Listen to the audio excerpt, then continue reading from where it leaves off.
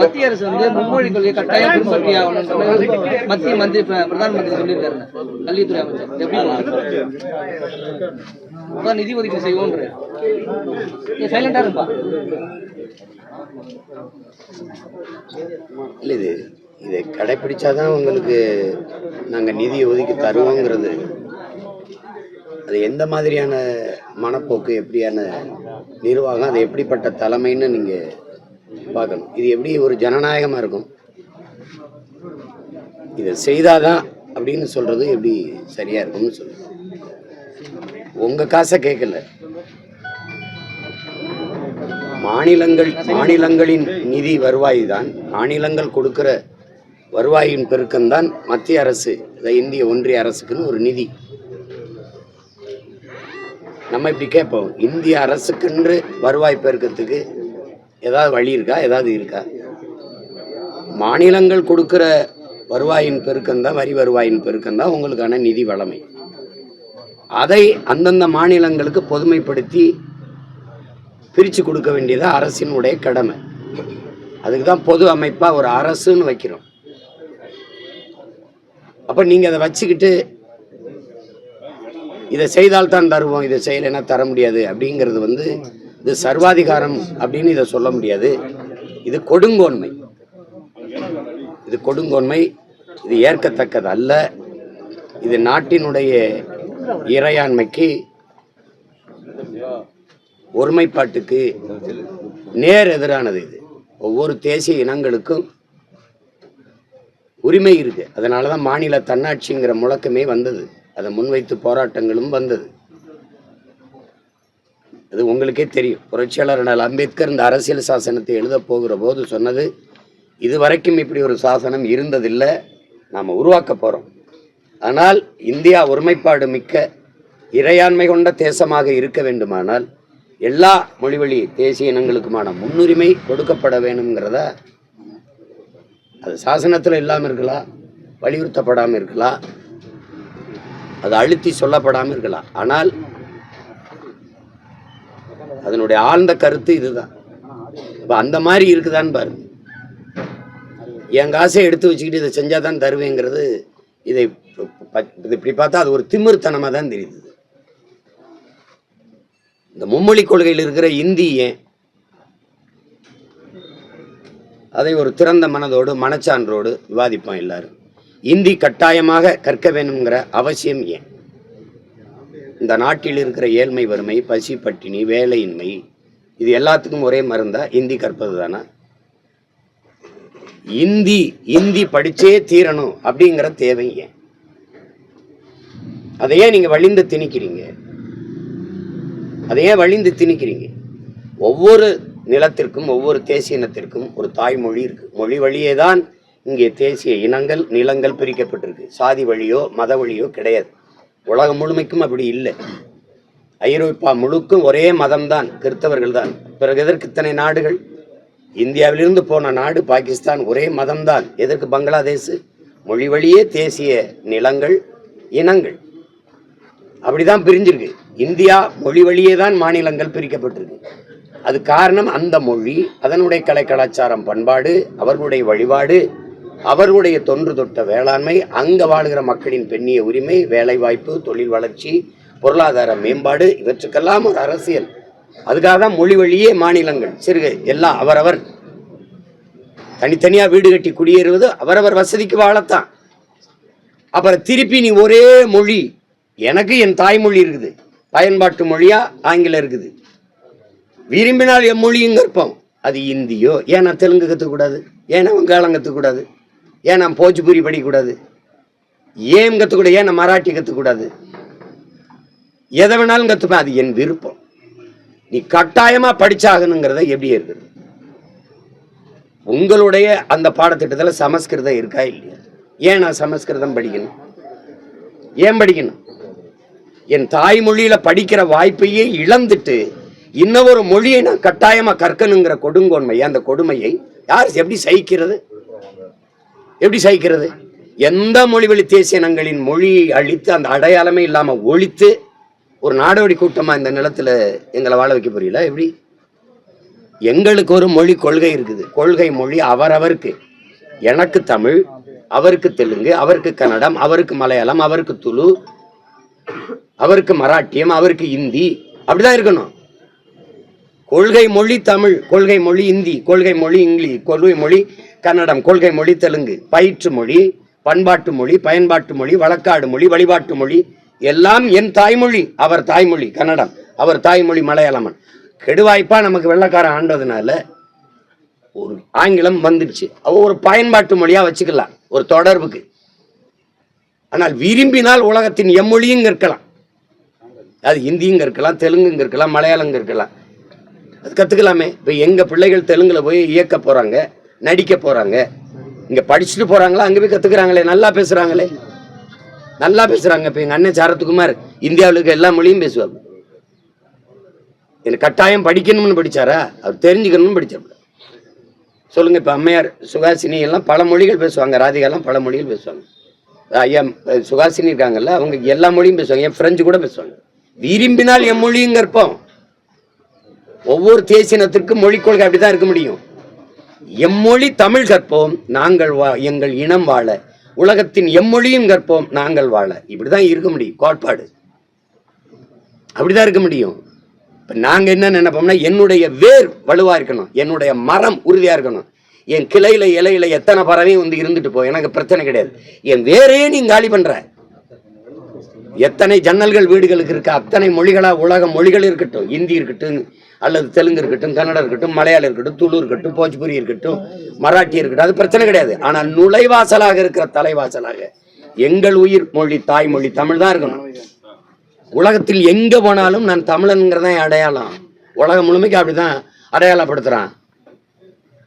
நான் பிரிட்டிஷ் கிடையாது, ஐ ஆம் இங்கிலீஷ் தான். நான் பிரான்ஸ் கிடையாது, ஐ ஆம் பிரெஞ்சு. அப்படிதான் அறிமுகப்படுத்துவான். அதை தான் நாங்களும் விரும்புகிறோம். இந்தியா ஒரு தேசம், அதுக்கு ஒரு மொழிங்கிறதெல்லாம் கொடுமையான போக்கு. இந்தியா பல தேசங்களின் ஐக்கியம், ஒன்றியம், யூனியன். அதை புரிஞ்சுக்கிட்டு நீங்க மாநிலங்கள் அவைதான் அது, பல மாநிலங்களின் அவைதான் அது. அதை புரிஞ்சுக்கிட்டு செய்யணும். தேவைன்னா இந்தி கத்துக்கிறோம், அது யாரும் எதிர்க்கல. முதல்ல இந்தி பள்ளிக்கூடம் இங்கே தான் திறக்கப்பட்டிருக்கு. அது ஐயா ராமசாமி பெரியார் தான் தொடங்கியிருக்காங்க. அது இந்தி பிரச்சார சபையெல்லாம் இங்கே இருக்குது, யாரும் இதெல்லாம் சொல்லலை. தேவைன்னா கற்றுக்குறாங்க, கற்றுக்கிட்டு தானே இருக்காங்க. நீ கட்டாயம் படிச்சு தான் ஆகணும்னா, அப்படி நாங்கள் கட்டாயம் தமிழ் படிச்சு தான் ஆகணுங்கும் போது நீங்கள் ஃபாசிசங்கிறீங்க, மொழி வெறிங்கிறீங்க, இன வெறிங்கிறீங்க, தமிழ் படித்தா வேலை கிடைக்குமாங்கிறீங்க, சோறு கடை. அப்போ ஒரு வெறியும் கோபம் வரும்பாரு. எப்படி இருக்குது அது? அதில் அதனால தான் நாங்கள் சொல்கிறோம், மும்மொழி கொள்கை, மோசடி கொள்கை, இருமொழி கொள்கை, ஏமாற்று கொள்கை. கொள்கை மொழி அவரவருக்கு அவரவர் தாய்மொழி தான் இருக்கணும். எனக்குன்னு சொல்லலை, இந்தியாவில் வாழ்கிற எல்லா இனங்களுக்கும் தான் இதை பேசுகிறோம். அதனால இந்த புதிய கல்விக் கொள்கையை ஏன்னா எல்லா அறிவார்ந்த பெருமக்களும் சொல்றது, இது நம் பிள்ளைகளுக்கு எழுதி வைக்கலாம் மரண சாசனம்ங்கிறாங்க. நான் நேற்று கூட பதிவு சொன்னேன், 10ஆம் வகுப்பு 12ஆம் வகுப்பு தேர்விலேயே தோல்வி விட்டால் நம்ம பிள்ளைகள் தற்கொலைக்கு மரணத்திற்கு போயிடறாங்க, மரணத்தை முடிவாக தேடிக்கிறாங்க, உயிரை மாய்ச்சிக்கிறாங்க, தோல்வியை தாங்க முடியாத அவ்வளோ மனமுதிர்ச்சியற்ற நிலையில் இருக்கும்போது 3ஆம் வகுப்பில் நீ பொது தேர்வு வைக்கிற, 5ஆம் வகுப்பில் வைக்கிற, 8ஆம் வகுப்பில் வைக்கிற, அந்த வயசில் தோத்துருச்சு அந்த பிள்ளை அப்படின்னா பொது தேர்வில் அந்த நெஞ்சுக்குள்ளே நஞ்சு விழுந்துராதா? கல்விங்கிற வார்த்தை கசந்துராதா? பள்ளிக்கூடமே அதுக்கு நரகமாக தெரிஞ்சிடாதா? ஒரு மரணக்கூடமாக தெரிஞ்சிடாதா? என்னது தேர்வுனால ஒருத்தர் தேர்ச்சி பெற்று அறிவாளியாக வந்துடுவாருங்கிறது இப்போ பார்த்து எழுதுறவங்களாம் என்ன கணக்கில் எழுதுறேன்? நீட்டுன்னு வச்சுங்க, எல்லாம் மேலாளர் கதவுக்கு வெளியில் நிற்கிறார், எல்லாம் புத்தகத்தை விரிச்சு வச்சு எழுதுறான். நீ 700 பேர் எழுதுறாருன்னு சொல்கிற, ஆனால் தேர்ச்சியில் 800 பேர்னு அறிவிக்கிற. இதெல்லாம் வட இந்தியாவில் நடக்குதா இல்லை? வேணா என்கிட்ட சான்று இருக்கு, எடுத்து வேணா காட்டுவேன். இது என்ன மாதிரியான நிர்வாகம், இந்த மாதிரியான கட்டமைப்பு, எதை நோக்கி இந்த நாட்டை நகர்த்துறீங்க? இதுதான் பிரச்சனையா? 28 விழுக்காடு இரவு உணவு இல்லாமல் தூங்க போகிறான். பல கோடிக்கணக்கான பச்சிலை குழந்தைகள் பசியோடு உறங்க போகுது.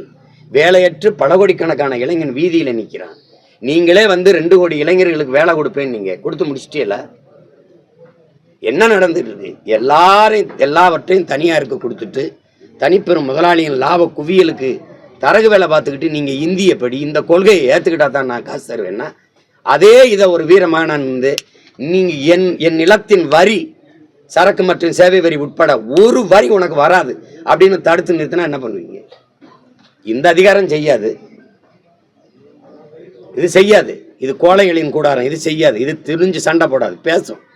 ஆளுங்கட்சியாக இருக்கும்போது இந்தியை எதிர்க்காது, எதிர்கட்சியாக இருக்கும்போது இந்தி தெரியாத போடாங்க. ஆளுங்கட்சி இருக்கும்போது கேல இந்தியா விளையாட்டு போட்டி நடத்தும். இந்திய ஆளுங்கட்சியாக இருக்கும்போது எதிர்கட்சியாக இருக்கும்போது கோபேக் மோடிங்கும், ஆளுங்கட்சியாக வந்த பிறகு வெல்கம் மோடிங்கும். அப்போ இந்தி தெரியாத போடா இந்திக்காரனே வாடாங்கிறதா இவங்க கோட்பாடு. இப்போ 1.5 கோடி இந்திக்காரன் வந்துட்டான். அதனால அது என் பிள்ளையை படிக்க வைக்கிறதுக்கு எனக்கு தெரியாதா? என் பிள்ளைக்கு என்ன உணவு கொடுக்கணும், என்ன உடை போடணும், என்ன மாதிரி கல்வியை கொடுக்கணும்னு தெரியாதா? அந்தந்த மாநிலத்திற்கு கொடுத்துரு. கல்வியை நீ பொதுப்பட்டியல் வேண்டி வச்சுக்கிட்டு இருக்கனால தான் இந்த ஆட்டம். அதை பறி கொடுத்தது இந்த பெருமக்கள் தான். எடுத்துக்கிட்டு போகும்போது வேடிக்கை பார்த்துக்கிட்டு நின்னது இவங்க தான். கல்வி மானுட உரிமை, ஒவ்வொரு மாநிலத்தின் உரிமை. அதை கொடுக்க வேண்டியது அரசின் கடமை. நீ எனக்கு கொடுத்துரு கல்வி உரிமையை. எங்க மருத்துவக் கல்லூரி கட்டணும், எவ்வளவு சட்டக்கல்லூரி கட்டணும், எவ்வளவு பொறியியல் கல்லூரி கட்டணும், என்ன என் பிள்ளைக்கு எப்படி படிப்பு சொல்லிக் கொடுக்கணும் எனக்கு தெரியும். அதை விட்டுட்டு இதை படிச்சா தான் ஆச்சு அப்படின்னு. 2016ஆம் ஆண்டு தேர்தல் இதே தேசிய கல்விக் கொள்கை தான் நீங்க வந்து வலியுறுத்திருக்கீங்க. அதாவது பைத்தியக்காரத்தனா நீங்க படிச்சது அப்படி படிச்சிருக்கீங்க, அதுல அவர் சொல்லுவாருங்க. அவர் நல்லா படிக்கணும். ஐபிஎஸ் படிச்சு பார்த்ததுல அதில் எழுதியிருக்கு கொள்கை மொழி தமிழ்னு எழுதியிருக்கு. தலைப்பை படிக்கணும். இப்போ நான் சொன்னதான் எழுதியிருக்கேன். கொள்கை மொழி தமிழ், பயன்பாட்டு மொழி ஆங்கிலம், கட்டாய பாடமொழின்னு போட்டிருக்கேன். அதை கட்டாயமாக படிக்க வைப்போம். உலகின் எல்லா மொழிகளும் விருப்ப மொழிகள், விரும்பினால் கற்போம், இந்தி உட்படன்னு போட்டிருக்கேன். எழுதுன வேணாம் தானே? அவர் சொல்லுவார், முதல்ல தமிழனாக இருந்து பேசணும். தம்பி அண்ணாமலைக்கிட்டே நம்ம கேட்போம், நேருக்கு நேர கேட்போம், இந்தி எதற்காக தேவை எனக்கு? அண்ணன் இதுக்காக தேவைன்னு சொல்லுங்க. உங்க எல்லாத்தையும் இந்தி எதற்காக எனக்கு தேவை? ஒரு காரணம், எதற்காக எனக்கு தேவைன்னு சொல்லுங்க. தேச ஒற்றுமைக்கா? இந்திய படிச்சாதான் தேசம் ஒற்றுமையா இருக்கும்னா, என் மொழியை கொன்னுட்டு எங்க அம்மாவை கொன்னுட்டு உங்க அம்மா அம்மான்னு சொல்றதான் தேசப்பற்றுனா? இது மாதிரி ஒரு தேச துரோகம் உலகத்தில் இருக்கா? அப்படி என்ன எனக்கு தேச வேண்டி கிடக்கு சொல்லுங்க. இந்த நாடு நாடாவதற்கு முன்பே நிலைத்து வாழக்கூடிய மகன் நான். அது அண்ணாமலைக்கு தெரிஞ்சிருக்கணும். ஒரு தமிழனா இருந்தா உணர்ந்திருக்கணும் ஈன வரலாறு. இந்த நாடு நாடாவதற்கு முன்பே பூர்வீகுடி மக்கள் நாங்கள். இந்த நிலப்பரப்பு முழுதும் பரவி வாழ்ந்தவர்கள், தமிழை தாய்மொழியாக கொண்ட நாகர்கள். நான் சொல்லல, அரசியல் ஆசான் அண்ணல் அம்பேத்கர். தெற்காசிய முழுமைக்கும் பரவி வாழ்ந்தவர்கள் தமிழர்கள். ஹார்வர்ட் பல்கலைக்கழக பேராசிரியர்கள் ரிச்சர்ட் மார்டினும் டோனி ஜோசப்பும்.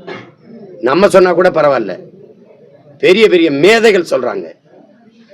என் மொழியை நீ வந்து அப்படி சாதாரணமா இந்தி எதற்கு கத்துக்கணும்? இதுக்காக கத்துக்கணும். தேவைன்னா கத்துக்கிறோம். ஏன் இந்தி மட்டும் படிக்கணும்? மராட்டி படிக்க கூடாதா? மராட்டியில போய் இப்படி சொல்லுவியா? சட்டசபையில நீ இந்தியில உறுதி பிரமாணம் எடுத்துருவியா? சொல்ல முடியுமா? அவ்வளவு உறுதியா இருப்பான். நீ எதுக்குன்னு சொல்லுங்க. இதுக்காக செய்வோம், இதுக்காக கத்துப்போம். தொடர்பு தானே. நான் வேணா கத்துக்கிட்டு வரேன். வட இந்தியாவில் எனக்கு வேலை. இப்போ வட இந்தியாவில் திடீர்னு பணிமாற்றம் போட்டுறாங்க. இங்கே இருக்கிற எங்கள் காவல்துறை அதிகாரியை இல்லை மாவட்ட ஆட்சி பணியில் இருக்க ஐஏஎஸ் அதிகாரிகளை போட்டுறாங்க. அங்கே போய் கற்றுக்கிறது இல்லையா? ஐயா சொல்லுங்கய்யா, கற்றுக்கிறது இல்லையா? தேவைன்னா கற்றுக்க போகிறோம். உணவு, மொழி, உடை, இதையெல்லாம் அங்கங்கே வாழ்கிற கால சூழல் அதுதான் தீர்மானிக்குமே ஒழிய கட்டாயமா இதை கத்துக்கன்னு சொல்றதுக்கான காரணம் என்ன? குழந்தைகள் வந்து எங்க படிக்கிறாங்க அப்படின்னு சொல்லிட்டு ஒரு क्वेश्चन. எங்க படிக்கிறாங்கன்னு குழந்தை இருக்கு. நீ எங்க என் தாய்மொழியை படிக்க நீ எங்க பள்ளிக்கூடம் வச்சிருக்க அண்ணாமலை? இந்தி படின்னு சொல்ற நீ, என் தமிழை படின்னு சொல்லலையே நீ. அப்புறம் தமிழ் பள்ளிக்கூடம் எங்க வச்சிருக்க? பள்ளிக்கூடமா வச்சிருக்கியா, சுடுகாடா வச்சிருக்கியா? என்ன கேள்வி கேட்கிறியா? அதிகாரத்தை ஓம் பிள்ளை எங்க பிடிக்குது? இந்த நாட்டில் இருக்கிற அமைச்சர் பெருமக்கள், சட்டமன்ற உறுப்பினர், பாராளுமன்ற உறுப்பினர் ஒருத்தர் பிள்ளை அரசு பள்ளிக்கூடம் படிக்க ஏன் கேவலமா இருக்கு? பள்ளிக்கூடம் அல்ல, சுடுகாடா இருக்கு. சுடுகாடு நட்சத்திர விடுதியா இருக்கு, கட்டி வச்சிருக்க. அப்படி தமிழ் படிக்க வாய்ப்பு வச்சிருக்கியா? 50,000 பேர் 10ஆம் வகுப்பு பொதுத் தேர்வில் தமிழ் தாய்மொழி தேர்வு எழுத வரல. திட்டமிட்டு என் மொழியை அழிச்சிட்டு சீமா மகன் எங்க படிக்கிறேன், எங்க படிச்சா உனக்கு என்ன, நீ படிக்க வாய்ப்பு கூட அங்க வந்து படிப்பான். நான் எதுக்கு போராடுறேன் தெரியுமா? என் பிள்ளைகளுக்கு வந்த மாதிரி ஒரு தாய்மொழி எழுத படிக்க தெரியாம 3 தலைமுறை இந்த திராவிட ஆட்சிகள் உருவாக்கிடுச்சு. அந்த நிலையில் மாத்தணும் தான் நான் அதிகாரத்துக்கு வர துடிக்கிறேன். தமிழ் பயிற்று மொழி, ஆங்கிலம் கட்டாய பாடமொழி, எந்நாட்டு அறிவியலை, எந்நாட்டு புவியியலை, எந்நாட்டு வேளாண்மையை, எந்நாட்டு வரலாறு எதற்கு நான் ஆங்கிலத்தில் படிக்கணுங்கிறத எங்களுடைய கீழ். எந்நாட்டு வேளாண்மையை நான் எதுக்கு இங்கிலீஷில் படிக்கணும்? கத்தரிக்காய் வெண்டைக்காய் எப்படி விளைய வைக்கிறதுன்னு அமெரிக்கா ஆஸ்திரேலியாவில் போய் நாட போறேன்னா, இங்கிலாந்தில் போய் நாட போறேன்னா, எந்நாட்டு வேளாண் கல்வி எதுக்கு நான் இங்கிலீஷில் படிக்கணும்? இதுதான் எங்கள் கேள்வி. தமிழ் பயிற்று மொழி, ஆங்கிலம் கட்டாய பாடமொழி, உலகத்தின் எல்லா மொழிகளும் விருப்ப மொழி. அதில் இந்தியும் வரலாம், தெலுங்கும் வரலாம், மலையாளம் வரலாம், கன்னடம் வரலாம், துளுவும் வரலாம், உருதும் வரலாம், மராட்டியும் வரலாம், போஜ்பூரியும் வரலாம், எதுவும் வரலாம். அது என் பிள்ளைய விரும்பணும். ஐயா நான் அங்கே போகிறேன், அந்த இடத்துல வேலை வருது, எனக்கு ஃப்ரான்ஸில் வேலை வருது, எனக்கு வட இந்தியாவில் வேலை வருது, ஹிந்தி தெரிஞ்சுக்கிட்டா நல்லதாக இருக்கும் அப்படின்னு. ஹிந்தி தெரிஞ்சால்தான் நீங்கள் இந்த நாட்டில் வாழ முடியும், ஹிந்தி தெரிஞ்சால்தான் இந்த நாட்டின் குடிமக்கள் அப்படின்னு சொல்றது இருக்குல்ல, அதை ஏற்க முடியாது. திமுக தலைவர் வந்து ஸ்டாலின் வந்து தமிழகத்துல சிறப்பான ஆட்சி நடக்குது, பாக்குறவங்க கண்ணில் தான் குறைபாடு இருக்கு, தன்னை எல்லாருமே அப்பான்னு அழைக்கிறாங்க அப்படின்னு குறிப்பிட்டிருக்காரு.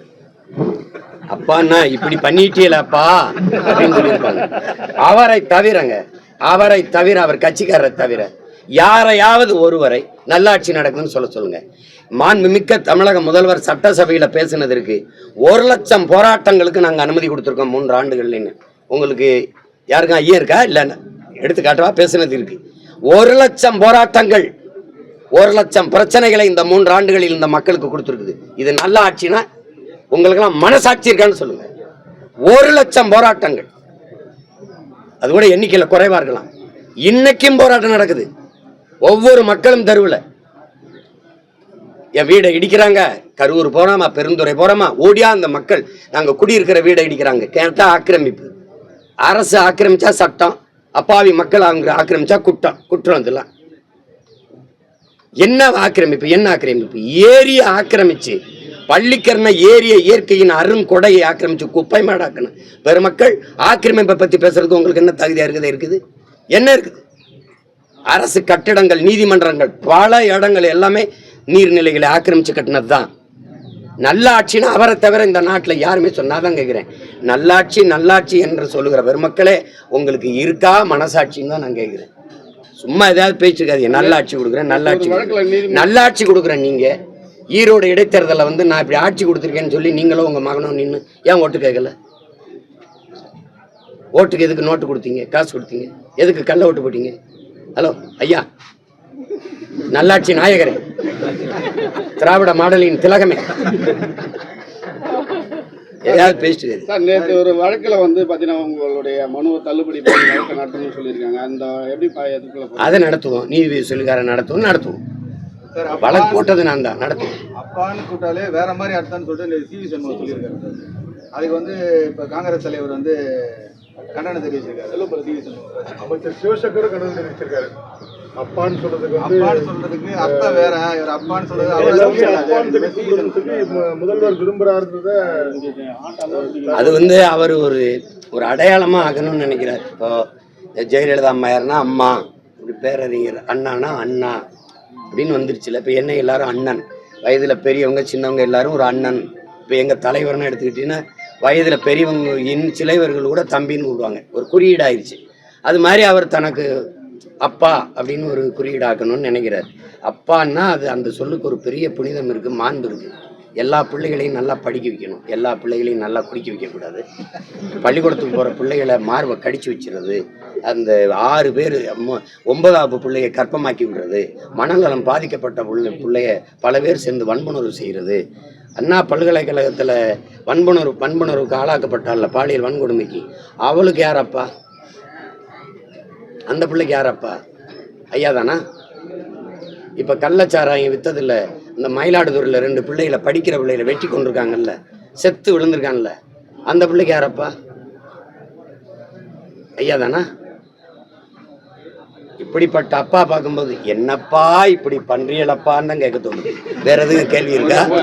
நன்றி, வணக்கம். உயர்நீதிமன்றமே பாராட்டு தெரிவிச்சிருக்கு தமிழக அரசுக்கு. அப்பா வழக்கலையா? நடவடிக்கை சரியா எடுத்துக்கிறாங்க. பாலியல் நீங்க அண்ணா பல்கலைக்கழக காவல்துறையும் தமிழக அரசு வந்து சென்னை உயர்நீதிமன்றமே பாராட்டு நடவடிக்கை. நான் உங்ககிட்ட கேட்கிறேன், ஊடக இருங்க தம்பி, ஊடகவியலாளர்களா என் உடன் பிறந்தாட்ட கேட்கிறேன், நடவடிக்கை என்ன? எடுத்த நடவடிக்கை நமக்கு தெரியணும்ல. என்ன நடவடிக்கை இருக்கு? நான் என்ன கேட்கறது சொல், என்ன நடவடிக்கை இருக்கு? தம்பி ஆம்ஸ்ட்ராங் கொலையில இருந்து என்ன நடவடிக்கை இருக்கு? சாலையில கிழக்கு கடற்கரை சாலையில திமுக கொடியை கட்டி போனதுல வந்த பிரச்சனைக்கு இல்ல நான் அதிமுக காரன், நான் சும்மா டோல்ல வந்து இது பண்றதுக்காக அதை ஏமாத்துறதுக்காக கொடியை கட்டினேன். அப்படின்னா உன் கொடியை கட்டினா ஏமாத்தலாம் அதானே? அவனை மட்டும் நீ போலீஸ் காவல்துறை வண்டியில வச்சு எடுத்தீங்களா இல்ல வீடியோ? அந்த பையன் பேசினால அதை ஏன் ஞானசேகரன் எடுக்கல? ஒரு தங்கச்சி சொன்ன வாக்கு மூலத்தை முதல் தகவல் அறிக்கையில எஃப்ஐஆர்ல வெளியிட்ட நீ அவனை ஏன் நீ வாக்கு எடுக்கல? எதனால அப்படி பண்ண சார்? தெரியாம பண்ணிட்டேன் சார், இப்படி பண்ணிட்டேன் சார், இதுக்கு முன்னாடி இப்படி பண்ண சார், இப்படி பண்ண ஏன் எடுத்து வெளியில? தம்பி ஆம்ஸ்ட்ராங் கொலையில இத்தனை கைதிகளை கைது பண்ணிருக்கீல்ல, 3 பேரை என்கவுண்டர் பண்ணல, கண்டதும் சுட்டு கொண்டிருக்கீல. எதுக்காக கொன்னீங்க? காரணம் சொல்லுங்க. ஏன் அவனை கொன்னீங்க? அவன் தான் குற்றவாளியா? அவன் தான் திட்டம் திட்டினானா? அப்படின்னா அது வெளியில சொல்லணும்ல. தப்புன்னு சுட்டு போடுறதுக்கானது. சுட்டு ஏன் போடணும்? ஒரு குற்ற வழக்கில் சம்பந்தப்பட்டவனை இதுக்காக ஆம்ஸ்ட்ராங்க கொன்னாங்க, இதுதான் காரணம், இதுக்கு காரண கர்த்தா இவர் திட்டமிட்டு கொடுத்தார், இவர் கொலைக்கு இவ்வளவு காசு கொடுத்தார், இந்த நோக்கத்துக்காக இதுக்காக நாங்க கொன்னோம் அப்படின்னு ஏன் அந்த கைதியில வேன்ல ஏத்திட்டு போற அவன்ல ஒருத்தனை நீ வாக்கும் எடுத்து வீடியோ போடல? இதுல நடவடிக்கை சொல்லுங்க. இந்த கையில ஒரு கட்டு போட்டீங்க, இந்த கையில ஒரு கட்டு போட்டீங்க, எல்லா குற்றவாளிக்கும் செய்யறதானே? மார்கை மாதிரி அடிச்சு வெள்ளைய ஒரு கட்டை போட்டு அவன் உட்கார்ந்துருப்பான். அப்புறம் வண்டியில ஏற்றும்போது தாங்கி தூக்கிட்டு வருவிய, இறங்கி நடக்கும்போது நல்லா நடந்து போவான், ரயில்வே ஸ்டேஷன் போகும்போது தள்ளு வண்டியில தள்ளிட்டு போவிய. இந்த திராவிட நாடகத்தை என்னைக்கு நிறுத்துவீங்க நீங்க?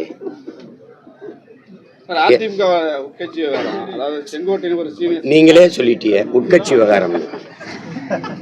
எத்தனை விவகாரம் ஒரு கட்சிக்கு இருந்தாலும் நாட்டுக்கும் மக்களுக்கும் பிரச்சனை என்ன? அதனால பிரச்சனையா பேசுவோம். அது பிரச்சனை இல்லைல்ல, விட்டுருவோம்.